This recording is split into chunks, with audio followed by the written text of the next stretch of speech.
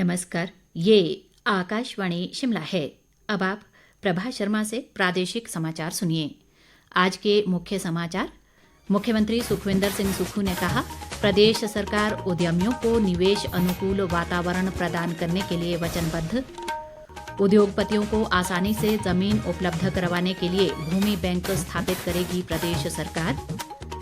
लोक निर्माण विभाग में विकास कार्यों को गति देने के लिए आरंभ होगी क्लस्टर आधारित ग्लोबल टेंडरिंग प्रक्रिया।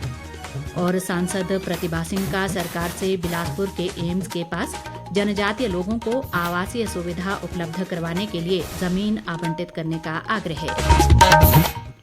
अब समाचार विस्तार से। मुख्यमंत्री सुखविंदर सिंह सुक्खू ने कहा है कि प्रदेश सरकार उद्यमियों को निवेश अनुकूल वातावरण प्रदान करने के लिए वचनबद्ध है। मुख्यमंत्री आज शिमला में सोलन जिला के उद्योग और पर्यटन क्षेत्र के हितधारकों के साथ विचार विमर्श कर रहे थे। उन्होंने कहा कि राज्य में निवेश को आकर्षित करने और निवेशकों को सुविधाएं प्रदान करने के लिए सरकार एक समर्पित ब्यूरो ऑफ इन्वेस्टमेंट प्रमोशन स्थापित करने जा रही है। ये ब्यूरो निवेशकों को एक तय सीमा के भीतर एक ही मंच पर सभी आवश्यक मंजूरियां उपलब्ध करवाएगा। इस ब्यूरो के बन जाने से अनावश्यक विलंब के कारण राज्य के साथ निवेशकों को होने वाले वित्तीय नुकसान से बचा जा सकेगा। मुख्यमंत्री ने कागजी कार्यवाही में बेवजह होने वाली देर को दूर कर निवेश के वास्तविक क्रियान्वयन को प्राथमिकता देने पर जोर दिया। उन्होंने कहा कि प्रदेश के राजस्व में वृद्धि के साथ युवाओं के लिए रोजगार के अवसर सृजित करने के लिए राज्य में पर्याप्त निवेश आकर्षित करना महत्वपूर्ण है।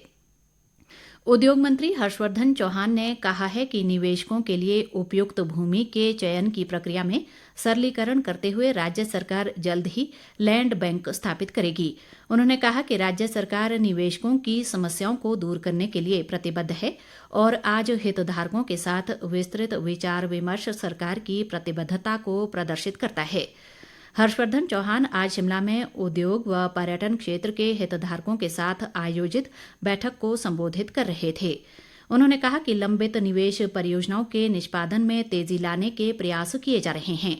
उन्होंने उद्योग जगत से संबंधित मामलों पर विशेष ध्यान देने के लिए मुख्यमंत्री का आभार जताया और कहा कि सरकार पहले दिन से ही व्यवस्था परिवर्तन की दिशा में काम कर रही है। बैठक के दौरान 29 योजनाओं की समीक्षा की गई।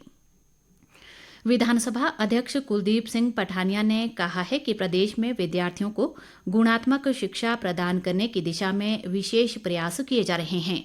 इस दिशा में नई योजनाएं आरंभ की गई हैं। विधानसभा अध्यक्ष आज राजकीय वरिष्ठ माध्यमिक विद्यालय मनहुता के वार्षिक पुरस्कार वितरण समारोह के मौके पर बोल रहे थे। उन्होंने कहा कि शिक्षण संस्थानों में शिक्षकों की कमी को दूर करने के लिए सरकार जल्द ही लगभग 6,000 शिक्षक भर्ती करेगी। नेता प्रतिपक्ष व पूर्व मुख्यमंत्री जयराम ठाकुर ने कहा है कि प्रदेश में सभी विकास कार्य ठप हैं और सुक्खू सरकार 6 महीने में ही हर मोर्चे पर विफल साबित हुई है। जयराम ठाकुर ने आज शिमला में एक बयान में कहा कि कांग्रेस सरकार अपने चुनावी वायदे पूरे नहीं कर पाई है और 7,000 करोड़ रुपए का कर्ज लेने के बाद भी सरकार 1,000 करोड़ रुपए के ओवरड्राफ्ट में चल रही है। उन्होंने प्रदेश की कांग्रेस सरकार को जनविरोधी करार देते हुए कहा कि सरकार ने सत्ता संभालते ही लोगों पर टैक्स का बोझ बढ़ाना आरंभ कर दिया है और जनता महंगाई से बुरी तरह त्रस्त है। उन्होंने सरकार पर पूर्व में जनता को दी गई सुविधाएं छीनने का भी आरोप लगाया। कृषि व पशुपालन मंत्री चंद्र कुमार ने आज शाहपुर में पशु चिकित्सालय भवन का शिलान्यास किया। इस भवन के निर्माण पर 2.25 करोड़ रुपए खर्च होंगे। चंद्र कुमार ने इस मौके पर जनसभा को संबोधित करते हुए कहा कि शाहपुर में बनने वाला ये आधुनिक चिकित्सालय लगभग आधे हिमाचल को कवर करेगा। इस चिकित्सालय में सर्जरी, अल्ट्रासोनोग्राफी, एनेस्थीसिया, माइक्रोबायोलॉजी और पैथोलॉजी लैब जैसी सुविधाएं उपलब्ध होंगी। उन्होंने शाहपुर के गोरड़ा में जायका द्वितीय चरण के कार्यालय का लोकार्पण भी किया। राजस्व व बागवानी मंत्री जगत सिंह नेगी ने अधिकारियों से कहा है कि सरकार द्वारा चलाए जा रहे विकासात्मक कार्यों का प्रचार कर लोगों को जागरूक करें ताकि समाज के प्रत्येक व्यक्ति को सरकार द्वारा चलाई जा रही योजनाओं का लाभ मिल सके। जगत सिंह नेगी आज शिमला जिला के चौपाल में विभिन्न विभागों के उपमंडल अधिकारियों के साथ आयोजित समीक्षा बैठक को संबोधित कर रहे थे। उन्होंने राजस्व और उद्यान विभाग के अधिकारियों का अपने अपने विभाग में चलाई जा रही योजनाओं को पंचायत स्तर पर प्रदर्शनी लगाकर लोगों तक पहुंचाने के निर्देश दिए। जगत सिंह नेगी ने लोक निर्माण विभाग के अधिकारियों को सेब सीजन से पहले सड़कों को दुरुस्त करने के भी निर्देश दिए। लोक निर्माण मंत्री विक्रमादित्य सिंह ने कहा है कि विभाग में विकास कार्यों को गति देने के लिए क्लस्टर आधारित ग्लोबल टेंडरिंग प्रक्रिया को अपनाया जाएगा। इस प्रणाली के तहत सड़कों के रखरखाव और नई सड़कों तथा पुलों के निर्माण के लिए क्लस्टर आधारित ग्लोबल टेंडर आमंत्रित किए जाएंगे। विक्रमादित्य सिंह आज नूरपुर में एक पत्रकार वार्ता को संबोधित कर रहे थे। उन्होंने कहा कि निर्माण कार्यों में गुणवत्ता, समयबद्धता और पारदर्शिता सुनिश्चित करना प्रदेश सरकार की पहली प्राथमिकता है और इसमें किसी भी प्रकार का समझौता नहीं किया जाएगा। लोक निर्माण मंत्री ने कहा कि वे जल्द ही हर डिवीजन का दौरा कर स्वयं प्रत्येक कार्य का निरीक्षण करेंगे तथा विकास कार्यों का जायजा लेंगे। उन्होंने बाद में डलहौजी और बनीखेत का दौरा कर खेल स्टेडियमों का निरीक्षण किया। इस मौके पर विक्रमादित्य सिंह ने कहा कि डलहौजी में खेल स्टेडियम में तीसरे चरण के निर्माण पर 8 करोड़ रुपए से अधिक की राशि खर्च की जाएगी। प्रदेश कांग्रेस अध्यक्ष व सांसद प्रतिभा सिंह ने प्रदेश सरकार से बिलासपुर स्थित एम्स के नजदीक जनजातीय क्षेत्र के लोगों को आवास सुविधा उपलब्ध करवाने के लिए जमीन आवंटित करने की मांग की है ताकि यहां सराय भवन का निर्माण किया जा सके।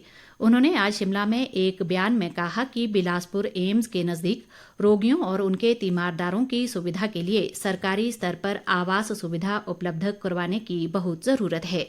प्रतिभा सिंह ने यह भी कहा कि प्रदेश सरकार ने जनजातीय क्षेत्र में भूमिहीनों के लिए नौतोड़ जमीन उपलब्ध करवाने का ऐतिहासिक फैसला लिया है।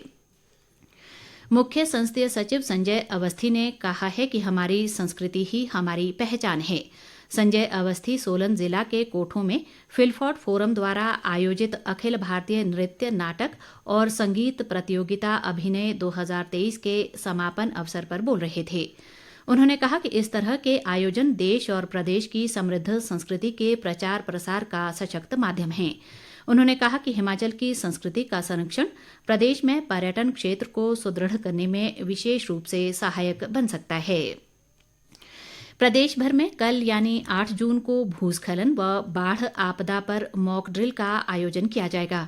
मुख्यमंत्री सुखविंदर सिंह सुक्खू ने कहा है कि प्रदेश भूस्खलन व आकस्मिक बाढ़ की दृष्टि से संवेदनशील है। उन्होंने कहा कि इस मॉक ड्रिल का उद्देश्य भूस्खलन व बाढ़ के प्रति जागरूकता बढ़ाने एवं विभिन्न विभागों की तैयारी पर परीक्षण करना है। मुख्यमंत्री ने लोगों से इस दौरान बढ़ चढ़कर भाग लेने की अपील की है। इस मॉक ड्रिल में भी संबंधित विभाग अपने अपने विभाग से संबंधित राहत और बचाव कार्य को अंजाम देंगे। राष्ट्रीय व प्रदेश आपदा प्रबंधन प्राधिकरण के निर्देशों के अनुसार प्रदेश में 3 चरणों में मेगा मॉक ड्रिल का आयोजन किया जा रहा है। मॉक ड्रिल का पहला चरण 30 मई को हुआ, जबकि दूसरा चरण आज table talk exercise mock drill के रूप में आयोजित किया गया। तीसरा चरण फिजिकल मॉक ड्रिल के रूप में 8 जून को आयोजित किया जाएगा। राज्य पथ परिवहन निगम के सेवानिवृत्त कर्मचारियों को पेंशन के लिए दर दर भटकना पड़ रहा है। इसके चलते अब इन पेंशनरों ने सरकार के साथ आर पार की लड़ाई लड़ने का निर्णय लिया है। एचआरटीसी पेंशनर कल्याण संघ की ऊना इकाई की आज आयोजित बैठक में पेंशनरों ने मुख्यमंत्री और मंत्रियों द्वारा जगह जगह व्यवस्था परिवर्तन की बात पर भी ऐतराज जताया। जिला पेंशनर संघ के अध्यक्ष किशोरी लाल ने कहा है कि पेंशन नहीं मिलने से निगम के पेंशनरों को भारी परेशानियों का सामना करना पड़ रहा है। अंत में मुख्य समाचार एक बार फिर। मुख्यमंत्री सुखविंदर सिंह सुक्खू ने कहा, प्रदेश सरकार उद्यमियों को निवेश अनुकूल वातावरण प्रदान करने के लिए वचनबद्ध। उद्योगपतियों को आसानी से जमीन उपलब्ध करवाने के लिए भूमि बैंक स्थापित करेगी प्रदेश सरकार। लोक निर्माण विभाग में विकास कार्यों को गति देने के लिए आरंभ होगी क्लस्टर आधारित ग्लोबल टेंडरिंग प्रक्रिया। और सांसद प्रतिभा सिंह का सरकार से बिलासपुर के एम्स के पास जनजातीय लोगों को आवासीय सुविधा उपलब्ध करवाने के लिए जमीन आवंटित करने का आग्रह है। इसके साथ ही ये समाचार बुलेटिन समाप्त हुआ। नमस्कार।